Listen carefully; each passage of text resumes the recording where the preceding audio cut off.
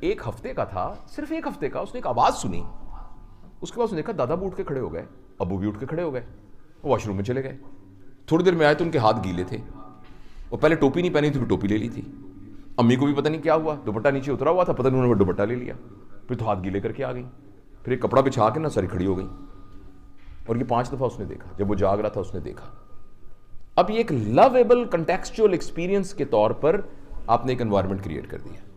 اور آپ نے یہ تجربہ کیا ہوگا, میں نے یہ بات کئی دفعہ دہرائی ہے, کہ آپ کی ایک بچی نا جس نے گھر کے اندر صرف کچھی پہنی ہوگی, 2 سال کی بچی, تو سر پہ دوپٹہ لے کے نا ایسے ماں کے ساتھ کھڑی ہو جائے گی, ایسے کر کے دیکھ رہی ہوگی ماں کو. آپ نے یہ منظر دیکھا ہوگا گھر میں.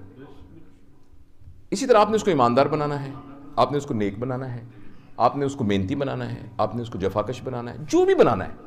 7 سال کی عمر میں کنٹیکسچوئل بیہیویئر کریں. اور 7 سال کی عمر تک کسی بچے کو ڈانٹنا گناہ ہے.